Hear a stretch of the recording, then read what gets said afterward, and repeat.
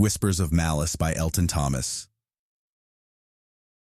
Once upon a fateful meeting when my heart was quickly beating, I beheld a love so fleeting, yet it stayed forevermore. She, my joy and bright devotion, set my soul in endless motion, bound in love, a deep emotion, stronger than the ones before. Yet, unseen, there lurked a shadow, born of envy, rich and sore. This would plague us evermore. With a voice both sly and bitter, he would sneer and softly whisper, speaking low with cruel demeanor of the years betwixt our fate. He would spread his vile notions, laced with venomous emotions, casting doubt through false devotions, stirring whispers filled with hate. And though banished from our circle, still he forced a wretched gate. Jealousy would not abate. He would murmur in their hearing, planting seeds of cold unfearing, turning friends to silent jeering, speaking lies in twisted tone. Does he love her? Should he leave her? Do you see? Does it not grieve her? One by one they stood against us, casting judgment as their own. Yet our love stood strong and anchored, though it chilled us to the bone. We would fight, but not alone.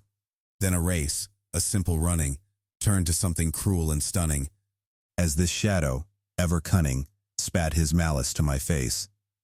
With my breath now growing hollow, with my steps too weak to follow, dizzy, reeling, yet unyielding, I collapsed upon the place. Still he came, his fury seething, pressing forth in savage chase, mocking, spitting his disgrace. Curse I did, for self-protection met with cruel, sharp rejection, for a single word of power deemed me villain in disgrace. Yet his lips, unchained by kindness, spoke of deeds of chilling blindness, tales of cruelty, cold reminders of the harm he'd dare embrace. Bragging, laughing of his violence, justifying his own place, yet they'd listen to his case. I sought peace, no bitter calling, but his wrath was yet enthralling, spreading falsehoods ever sprawling to the ones who'd take his side. Texts unbidden, texts unyielding, always pressing, never shielding, pushing venom, thoughts revealing that his hate was not denied. Still obsessed, his spite unbroken, from my love he bid divide, yet our hearts would not subside. Then at practice, planned before him, I arrived, my mind ignored him. Yet he lingered, daughters with him, seated firm upon my place. Sent them in, then turned to meet me, spat his spite and sought to beat me, cursed my name, refused to greet me, swore that he would never cease.